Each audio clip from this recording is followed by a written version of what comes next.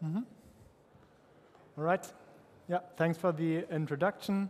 And hi, everybody. My talk will be about kind of a hands-on topic in quantum optimization, namely constraint-preserving mixers for QAOA type of algorithms.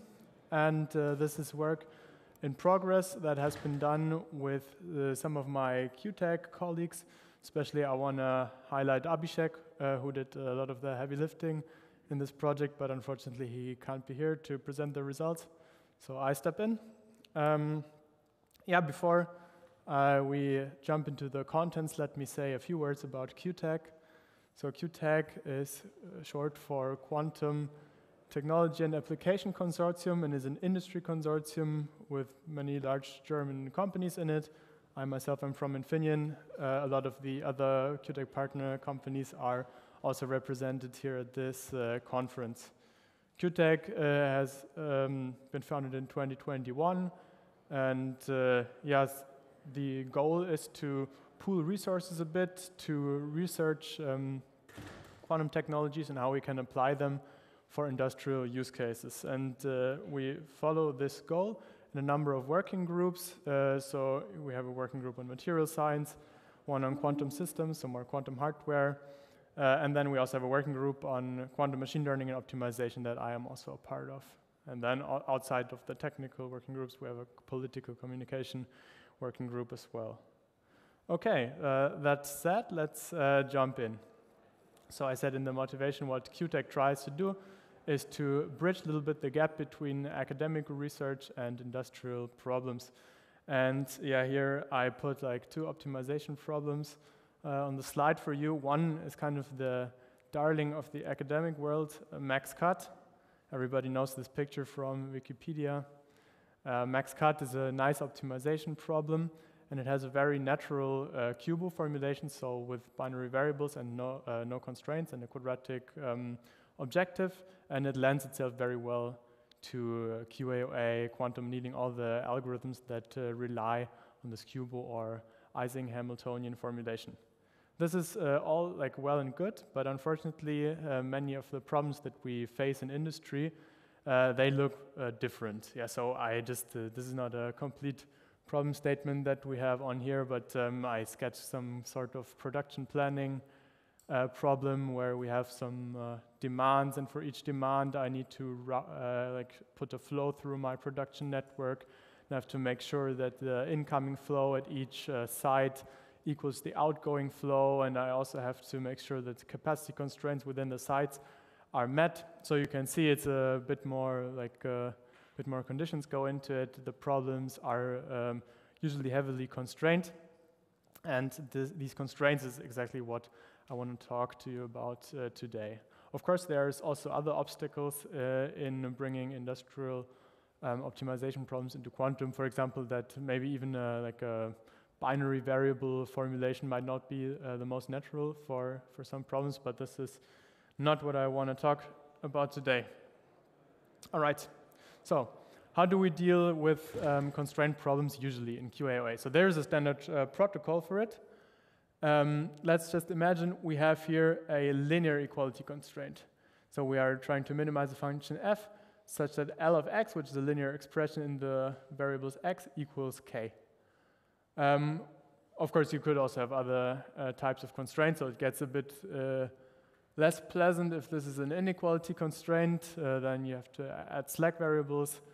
But yeah, for today, let's talk about equality constraints. So how this is done in standard QAOA is first we have to make this constraint problem into an unconstrained one, because the U in QAOA stands for unconstrained. So now the idea to do this is pretty standard, is to add a penalty term onto f. This is the penalty term. So the penalty term is some factor times L of x minus k squared. So then this whole penalty term here will evaluate to 0 whenever the constraint is met. And whenever it is not met, we get a penalty here. And the penalty depends on, first of all, this factor p here, and also by how much we violate the constraint. And yeah, so there is some thinking that you can do in choosing this penalty parameter. Generally, you don't want it to be too large because it would blow up your energy spectrum, but you also can't choose it too small because it has to be at least big enough so that any, let's say, gains that you can make in terms of f when overstepping your constraint has to be offset by the penalty. So the penalty has to be larger than what you gain by breaking the constraint, so that in this way you can generate some lower bounds for p. Okay, so now we have our new objective function g and no constraints anymore. That's great. So now we can go ahead in the usual way in QAOA, write down the problem Hamiltonian, and here the standard mixer Hamiltonian, put it into a standard QAOA circuit, then optimize the QAOA parameters gamma and beta. And yeah, we have found that this, in many cases, leads to a pretty complex parameter optimization process. And we think a big reason for this is that this penalty term here makes a lot of the energy spectrum of the new problem Hamiltonian will belong to feasible states, because infeasible states. So what we usually have is something like the optimum sits at whatever -20, and everything from -20 to 0 is feasible states, and then everything from 0 up to 2000 or something will be infeasible. And yeah, that's not great. That doesn't make for a well-conditioned parameter optimization problem. And so we are looking for ways to do it differently. And one standard approach is called constraint-preserving mixers. So there's some general theory on constraint-preserving mixers. For today, I want to talk about one special kind of constraint-preserving mixers called XY mixers. So there's an excellent paper by Fuchs and others that there's in our references here. If you want to learn about the details of this, I would really recommend checking it out. So for this exercise, let's assume that our linear equality constraint looks like this. So we don't have any weights here in front of the axis. We have a constraint that is called k-hot constraint that says of any number of variables, exactly k are required to be 1. Okay, and then take this Hamiltonian here. So xi means, so if we have n qubits, xi means we have everywhere the identity, and at the ith position we have an x. And xi, xj means we have everywhere identity, but at the ith and the jth position we have an x. Okay, and what does this Hamiltonian do? So it comes a bit out of the blue maybe, but so we have what one term of this Hamiltonian does, like one summand here acts on qubits I and j, and let's just say there we take qubits 1 and 2, and I did this calculation here for you to show that what this Hamiltonian does is if you put in 0, 1, you get out 1, 0. If you put in 1, 0, you get out 0, 1, so it kind of switches the 1 around. And if you put in 0, 0 or 1, 1, it basically annihilates it. And that means that if you do the exponential of this Hamiltonian, this is a unitary, and this will preserve the number of ones in a bit string. Because that it puts these to 0 means it will just act as the identity on anything that is on like 0, 0 and 1, 1, so it will do nothing to those states, and it will introduce into my superposition these switches. So like basically it will move the ones around the bit string. So whenever we have a xj block, it moves to the 1. And you can go from any two k-hot bit strings by just moving one. So this is the key insight here. Okay. Now I told you what a single one of these summands does. I now said that these pairs I and j, they come from some set S. And there's different ways how to choose this S. We will talk a little bit about this in the very end. But in general, the condition, if you want to capture all of the k-hot bit strings, must be that for any two indices I and j, I have to be able to find a path, an S, that leads me from I to j. So something like this. So that means basically with m applications of this unitary here, I can make a bit string that has a 1 in position I and a 0 in position j into a bit string that has a 0 in position I and a 1 in position j. So I have to be able to perform these flips. Okay, great. So now let's look at the modified QAOA procedure with this new mixing Hamiltonian. So still have the same problem. And now we do not do this penalty term step, but rather we directly move to the problem Hamiltonian here, and we throw out the standard X mixer that we had before by this U mixer Hamiltonian that we just talked about. Okay, great. Then we put it into our circuit as before. Of course, I haven't told you yet how to implement the exponential of this Hamiltonian. This is something we're going to get into, and unfortunately, this is also where it becomes a little bit more difficult, but more about that in a second. And one more thing we have to do is make sure that our initial state already satisfies the constraint. So here, instead of just putting a Hadamard on every qubit and preparing an equal superposition, we prepare a superposition of k hot states. This is called a Dicke state, and there's efficient ways to prepare Dicke states. Okay. All right, and in principle now we would expect to have a much more manageable energy spectrum, and for the parameter optimization to be easier, and yeah, everything to work out well.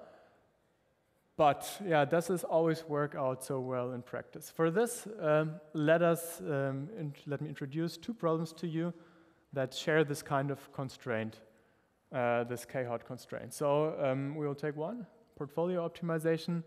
There we have a number of assets that I can include in my portfolio or not include.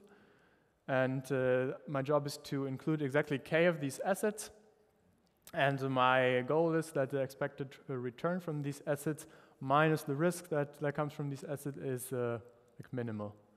And okay, so we get binary variables for each asset 1. The risk is like a quadratic. It's modeled here as a quadratic function of x, and it's multiplied with the factor q here to balance the risk and the return. The return is linear expression here, and then we have this k-hot constraint that we now know. Okay, so problem that should lend itself to this treatment with xy mixers. Then another problem, the binary paint shop problem. So here we have a number of cars, and each car appears in a fixed sequence in my paint shop 2 times each. And here in this example, we have cars A, B, and C, and each car appears twice, and my job is to paint each car once red and once blue. And kind of the cost factor that I'm trying to minimize here is the number of color switches. So whenever I have to switch the color of my paint chip from red to blue, there is some cost. And I want to do with the least amount of color switches possible. So here, if we have n cars, that means we will have 2n binary variables, meaning that for the car that appears at this position, do I paint it red or blue?